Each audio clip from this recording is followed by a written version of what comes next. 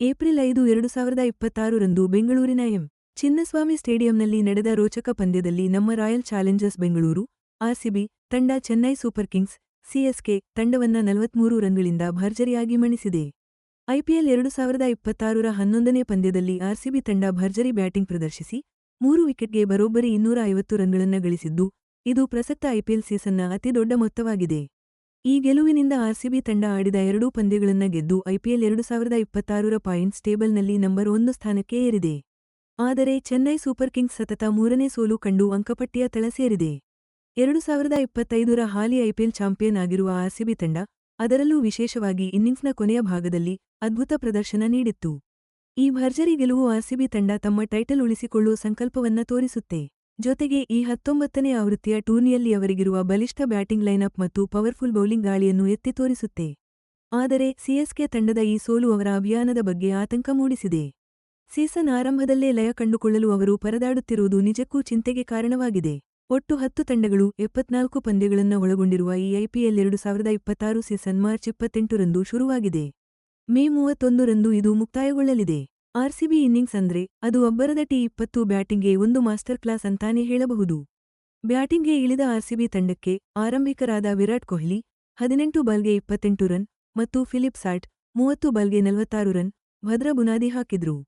ಈ ಮೊಮೆಂಟಂಗೆ ಮತ್ತಷ್ಟು ವೇಗ ತುಂಬಿದ್ದು ದೇವದತ್ ಪಡಿಕ್ಕಲ್ ಕೇವಲ 29 ಬಾಲ್ಗಳಲ್ಲಿ 5 ಬೌಂಡರಿ ಮತ್ತು 2 ಭರ್ಜರಿ ಸಿಕ್ಸರ್ಗಳನ್ನ ಒಳಗೊಂಡಂತೆ 50 ರನ್ ಸಿಡಿಸಿ ವೇಗದ ಅರ್ಧಶತಕ ಬಾರಿಸಿದ್ರು. ಆದ್ರೆ ಅಸಲಿ ಆಟ ಶುರುವಾಗಿದ್ದೇ ನಾಯಕ ರಜತ್ ಪಾಟಿದಾರ್ ಮತ್ತು ಟಿಮ್ ಡೇವಿಡ್ ಬ್ಯಾಟಿಂಗ್ಗೆ ಬಂದ್ಮೇಲೆ. ಈ ಇಬ್ಬರು ಸೇರಿ ಕೇವಲ 35 ಬಾಲ್ಗಳಲ್ಲಿ ಮುರಿಯದ 99 ರನ್ಗಳ ಜೊತೆ ಆಟವಾಡಿ ಎದುರಾಳಿ ಬೌಲರ್ಗಳನ್ನ ಬೆಂಡೆತ್ತಿದ್ರು. ಟಿಮ್ ಡೇವಿಡ್ ಅಬ್ಬರ ನಿಜಕ್ಕೂ ಜೋರಾಗಿತ್ತು. ಕೇವಲ 25 ಬಾಲ್ಗಳಲ್ಲಿ 3 ಬೌಂಡರಿ ಮತ್ತು 8 ಭರ್ಜರಿ ಸಿಕ್ಸರ್ಗಳನ್ನ ಸಿಡಿಸಿ 70 ರನ್ ಗಳಿಸಿ ಅಜೇಯರಾಗಿ ಉಳಿದ್ರು. ರಜತ್ ಪಾಟಿದಾರ್ ಕೂಡ ಅವರಿಗೆ ಪರ್ಫೆಕ್ಟ್ ಆಗಿ ಸಾಥ್ ನೀಡಿದ್ರು. ಕೇವಲ 19 ಬಾಲ್ಗಳಲ್ಲಿ 1 ಬೌಂಡರಿ ಮತ್ತು 6 ಸಿಕ್ಸರ್ಗಳ ಸಹಾಯದಿಂದ 48 ರನ್ ಗಳಿಸಿ ಅಜೇಯರಾಗಿ ಉಳಿದ್ರು. ಡೆತ್ ಓವರ್ಗಳಲ್ಲಿ ಈ ಜೋಡಿ ನಡೆಸಿದ ಸ್ಫೋಟಕ ಬ್ಯಾಟಿಂಗ್ನಿಂದಾಗಿ ಆರ್ಸಿಬಿ ತಂಡ ತನ್ನ 20 ಓವರ್ಗಳಲ್ಲಿ 3 ವಿಕೆಟ್ ನಷ್ಟಕ್ಕೆ ಬರೋಬ್ಬರಿ 250 ರನ್ ಕಲೆ ಹಾಕ್ತು. ಇದು ಸಿಎಸ್ಕೆ ವಿರುದ್ಧ ಆರ್ಸಿಬಿ ತಂಡದ ಅತ್ಯಧಿಕ ಸ್ಕೋರ್ ಅನ್ನೋ ದಾಖಲೆಯನ್ನೂ ಬರೆಯಿತು.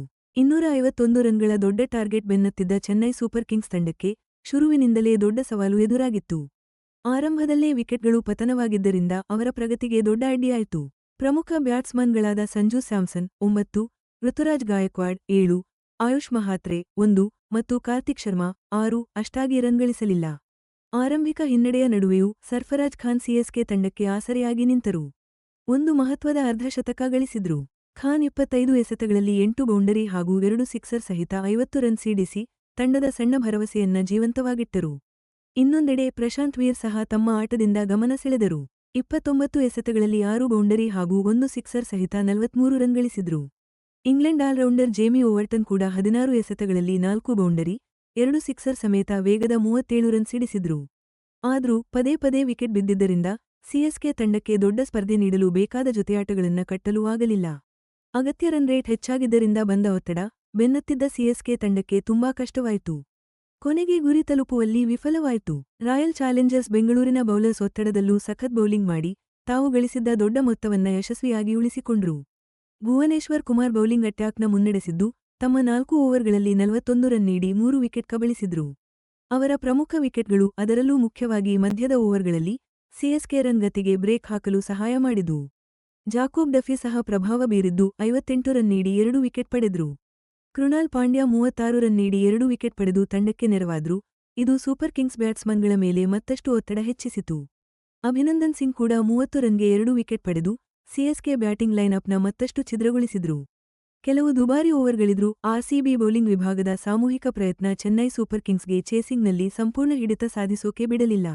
ಬೌಲರ್ಸ್ ತಮ್ಮ ಬ್ಯಾಟ್ಸ್ಮನ್ಗಳು ಗಳಿಸಿದ್ದ ದೊಡ್ಡ ಮೊತ್ತವನ್ನ ಚೆನ್ನಾಗಿ ಬಳಸಿಕೊಂಡ್ರು. ತಮ್ಮ ಪ್ಲಾನ್ಗಳನ್ನ ಪರಿಣಾಮಕಾರಿಯಾಗಿ ಜಾರಿಗೊಳಿಸಿ ತಂಡಕ್ಕೆ ಆರಾಮದಾಯಕ ಗೆಲುವು ತಂದುಕೊಟ್ರು. ಪ್ರಮುಖ ವಿಕೆಟ್ಗಳು ಆಗಾಗ್ಗೆ ಬೀಳುತ್ತಿದ್ದರಿಂದ ಸಿಎಸ್ಕೆ ಕಡೆಯಿಂದ ಯಾವುದೇ ದೊಡ್ಡ ಪಾಲುದಾರಿಕೆ ಬರಲಿಲ್ಲ. ಇದರಿಂದ ಆರ್ಸಿಬಿ ಗೆಲುವು ಇನ್ನಷ್ಟು ಸುಲಭವಾಯಿತು. ರಾಯಲ್ ಚಾಲೆಂಜರ್ಸ್ ಬೆಂಗಳೂರು ಆರ್ಸಿಬಿ 43 ರನ್ಗಳಿಂದ ಭರ್ಜರಿ ಗೆದ್ದಿರೋದು ಐಪಿಎಲ್ 2026 ಪಾಯಿಂಟ್ಸ್ ಟೇಬಲ್ ಮೇಲೆ ದೊಡ್ಡ ಪರಿಣಾಮ ಬೀರುತ್ತೆ. ಈ ಗೆಲುವು ವರ್ಕ್ಗೆ ಸತತ 2ನೇ ಗೆಲುವು.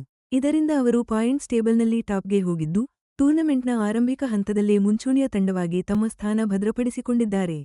ಅವರ ಭರ್ಜರಿ ನೆಟ್ ರನ್ ರೇಟ್ ಸಂಕಲನ 2.501 ಅಗ್ರ ಸ್ಪರ್ಧಿಗಳ ಪಟ್ಟಿಯಲ್ಲಿ ಅವರ ಸ್ಥಾನವನ್ನು ಮತ್ತಷ್ಟು ಗಟ್ಟಿಗೊಳಿಸಿದೆ. ಆದರೆ ಇನ್ನೊಂದು ಕಡೆ ಚೆನ್ನೈ ಸೂಪರ್ ಕಿಂಗ್ಸ್, ಸಿಎಸ್ಕೆ, ಸತತ 3 ಪಂದ್ಯಗಳನ್ನು ಸೋತಿದ್ದು, ಪಾಯಿಂಟ್ಸ್ ಟೇಬಲ್ನಲ್ಲಿ ತಳ ಸೇರಿದೆ. ಅವರ ನೆಟ್ ರನ್ ರೇಟ್ ಕೂಡ ಕುಸಿದಿದ್ದು, ಇದು ಅವರಿಗೆ ಈ ಸೀಸನ್ ಕಠಿಣ ಆರಂಭ ಎನ್ನುವುದನ್ನು ತೋರಿಸುತ್ತದೆ.